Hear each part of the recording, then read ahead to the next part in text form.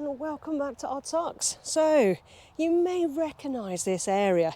Now this area is where we've grown corn for the last, well, I think it's last 2 years, maybe even 3. I am losing track of time.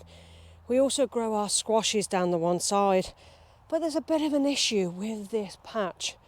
Now this patch is attached to a no-dig bed, a larger, much wider area. But this we've left because we're trying to do the right way and only use compost on our no-dig beds that we've actually managed to do ourselves.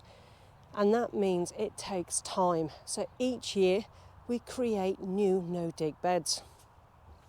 Now this area isn't great. It is heavy, compact clay. And as you can see, I am walking on it, but that's because I've had to weed. This area has been an absolute giant pain when it comes to annual weeds. Perennial weeds, in my eyes, are easier to deal with, but annuals, you only have to leave them for a very short space of time. They seed and then they end up everywhere. I have had a real hard time with this area. One of the reasons I have a hard time with this area is because I have a lot of stones like these. Now these are everywhere in this soil. It's a natural product in this area. So when it comes to hoeing, it becomes a giant pain. Now in some of the beds in the earlier days, we did remove as many stones as what we could. But I'm over that now. I cannot be dealing with that. My back is not at its best. But we always had a plan. Now that plan was to carry on this no-dig bed over this hard clay area. This is still going to be for my corn and it will still be for my squashes. Squashes did help. It did keep some of the weeds down, but it is very, very hard to maintain. I am not going to be digging anytime soon.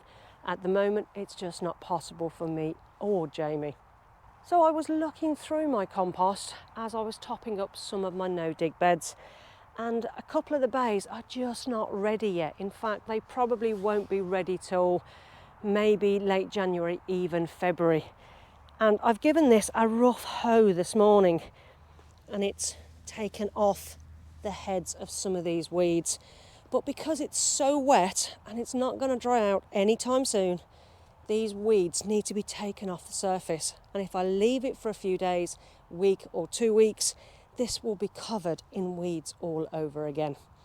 Now, again, I don't want to dig because I made that mistake of digging this area over the last couple of years. And it just increases the amount of annual weeds I'm getting in it. So I'm not touching it. It is going to be what it's going to be. But because I haven't got compost ready, and because I'm not spending any money on these no-dig beds, I'm going to use whatever I have. Now, we love to recycle our soil, either in the compost bays or within the beds just to bulk them out, adding some really good quality compost on top as we go along. Now, because my big bays of compost is not ready, which is what we were using in this area, I'm going to have to think outside the box. Now, if you have seen other videos, you would maybe see or realise that this is the old greenhouse. They had 2 raised beds that we added to over the years. Now we've built the bigger greenhouse using the greenhouse that was here. We have this old soil that was in the beds. Now last year I added quite a lot of manure to it, which really has helped. And the structure of this soil is actually really quite good. So I have no use for it here because this area is going to change over the next year, but I won't say what yet. This, I think, will be perfect to go on top of that ground. And all I've got to do is dig it out and move it. Now, you may see some Cape gooseberries in here because this is where I grew them last year. But I'm not bothered too much if they do self-seed because it's going in an area that I'm not too fussed about.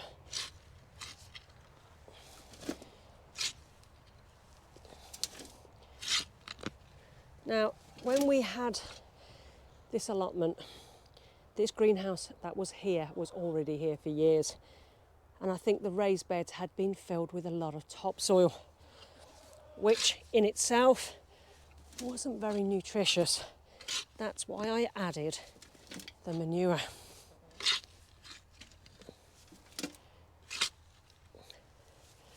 But this will act as a great mulch. And with some added extra bits, hopefully, fingers crossed, it will be a good bed for next year. Now, obviously, I will be adding our own compost to the top of this as and when it's ready. But at least if I can get this down on the top, cover that area so those weeds have a harder time to germinate, it might save me a hell of a lot of work next year for when I'm ready to plant my corn and squashes in that area.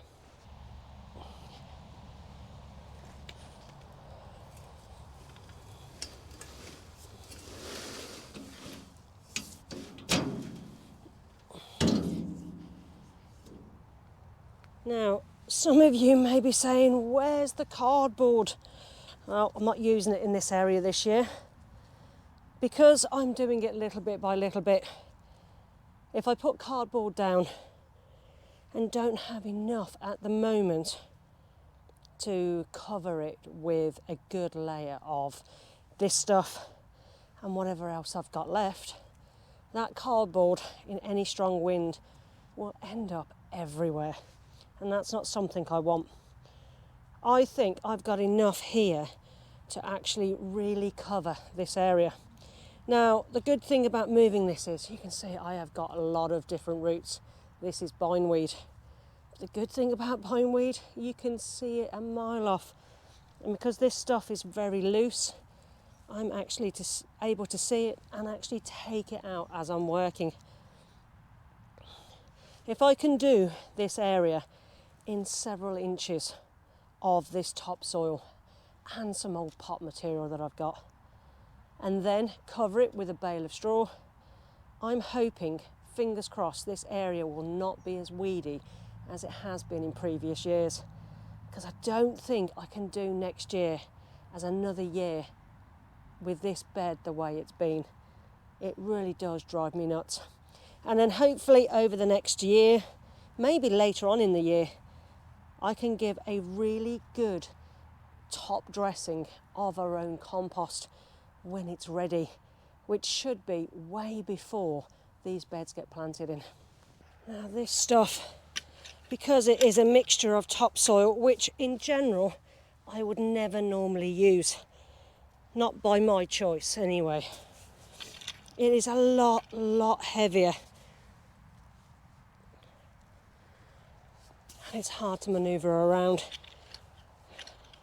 So I am only doing a small amount today because I've got time. I don't want to necessarily rush doing certain things, but there's certain things I know I really do need to get done because I won't have time, and I know that compost won't be ready for a little while at least. Now, this won't be a perfect no-dig bed, but it will be a hell of a lot better and easier to maintain than the bed over the last few years.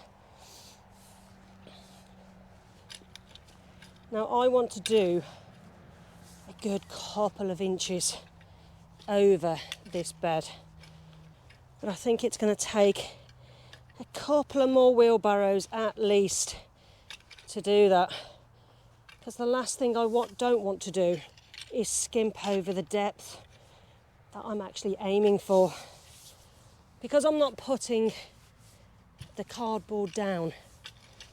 I've got nothing as a barrier to help against those weeds, so I need it as thick as what I can possibly do without causing issues. And because this is free, I can do that. I've still got quite a lot left over. Now, this is to keep the weeds at bay. Hopefully over time the worms will do their job and this will help with the clay soil underneath. Now all I need here is probably another 2 to take me up to the edge here. This is my flower border, which is incredibly weedy at the moment because, to be honest, I didn't maintain it. Again, I find it really hard to work in this heavy clay, but I will do. I will sort it. I think I've got a couple of ideas for my flower border to make it a little bit easier. But I've probably got another 1, maybe 3 wheelbarrows to go on here. But something else I want to add, which I don't want to waste to help give it that bit of bulk, is some old pots. We're from the tomato polytunnel, and I'm going to add this in too. I am saving a few though, because I do want to revitalise some of the old compost that we used this year. I don't want to waste it. There's ways of adding extra nutrients in it so we can reuse it for this year. There's no diseases. That's going to cause any issues to these crops anyway. And hopefully the winter carries on breaking it down.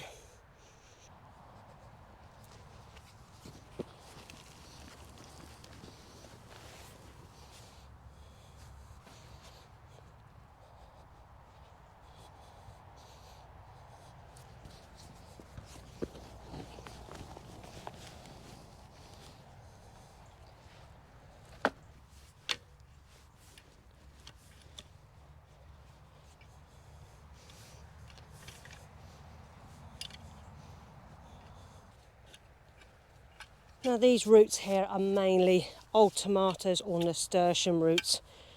All the bindweed's been taken out.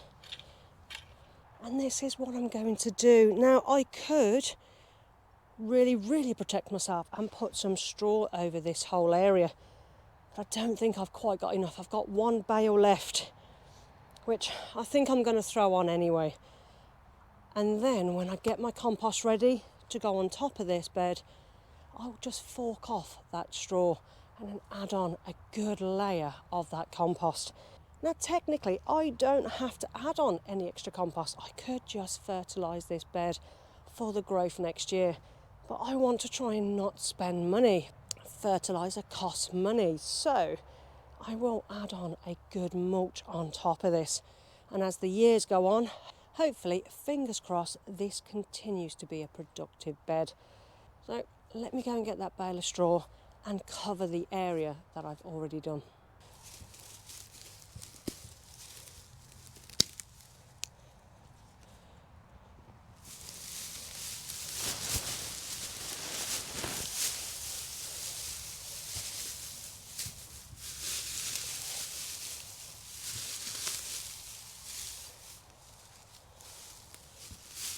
Now I've probably not got enough here to do this. This is my last bit of straw. Now any seeds that are left in this straw can be just picked out as and when it grows. It's no major issue. It's not like if it grows it's going to spread its seed everywhere. They're very easy to pick out.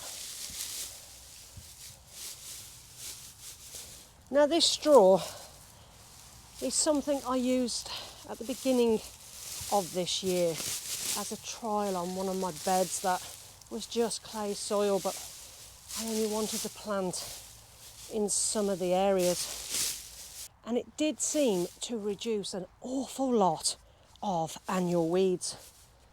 So I'm eager to try it again on the bigger beds to see how much it works. Again, once that compost is ready, our own compost is ready, we'll just fork this off and then do a good layer of that compost and then probably put this stuff back on.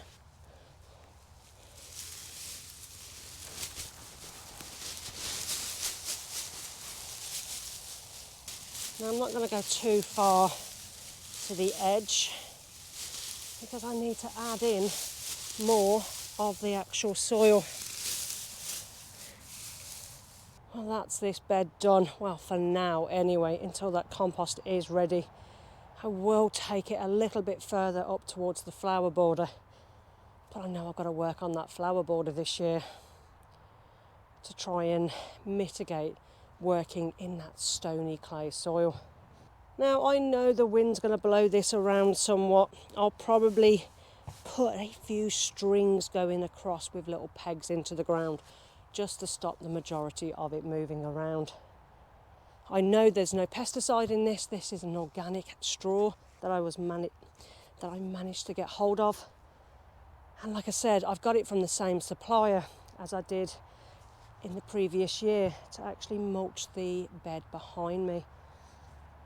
Now this isn't everyone's cup of tea, but I really do need to make life as simple as possible here on our growing space. We've got a double allotment. Now we've got a double because of the varieties of things that we would like to grow. Maintaining it with both our healths not being the greatest, I need to think about ways of cutting down excess stuff that we don't need to do. Now the main issue with any growing space from a lot of people all around the world is weeds, and I'm really hoping that this will reduce that issue. To be honest, even if I do have weeds in this bed, using a hoe will be 100 times easier on this soil than on the bumpy clay stony soil. I really have damaged my hoe with all those stones in the ground. So hopefully, fingers crossed, I can finish off the rest over the coming month or two, and then this will be ready for next year's planting. Now, depending on how much this actually rots down or flattens down over the winter months before crops, I'll either pull away that straw and actually plant in between and leave the straw down, or take that straw up and add it to our compost bays. There's definitely certain beds I'm going to do that with, because brown at certain times of the year is actually really hard to come by. So it really will be a welcome addition to our compost bays. Another thing that we have to be mindful of is slugs. Now, I found last year, in fact, that the straw didn't give me as many slugs as some of the other areas. Now, slugs will find anything to hide in, and we have got a few bits and pieces dotted around where slugs and snails do hide. We didn't find it as bad there. Now, I did lose one of my squashes to a slug, but it was before I actually put the straw on. The other one managed to pull through, and it wasn't so much of an issue, and it gave me that really big squash that I grew this year. But it's a trial, and I will hopefully, fingers crossed, this will succeed and it will be absolutely fine. I think it's really important to keep doing different trials, different ways of growing, different ways of enriching our beds, because growing food doesn't have to be really, really expensive. Creating as much compost as you possibly can through the whole of the year really does cut down costs. And hopefully over the next year or two, I will be cutting costs down even more by saving more and more of my seeds. I'm really thinking about growing next year and what I'm planting. I'm trying not to do the F1s unless it is a particular variety of, let's say, sprouts or brassicas, things like that, that have issues like either club root or certain other issues that they can get. Unless they are resistant and they're an F1, if that's what they are, then I really want to make sure I'm buying seeds that I can collect. So at least that's one more job off my list. Only probably another 200 jobs to do. But I do love being outdoors. It is only about 4 degrees today, and the sun is very low in the sky, even though it's probably barely 12 o'clock. But it's nice, it's good for the soul to be outdoors. But if you have any input on what I'm doing, and whether you've done it or whether you've massively failed by it or whether you massively succeed. Now, I know people all around the world do succeed with this method, but I'm interested to hear of anybody that really did struggle with it. I'll give it a trial anyway, and we'll see how it all goes. But let me know in the comments, guys, how it's going for you. Have you started clearing all your beds? Are they all cleared and put away for winter? Or have you got more crops growing through the winter months? Let me know in the comments, guys.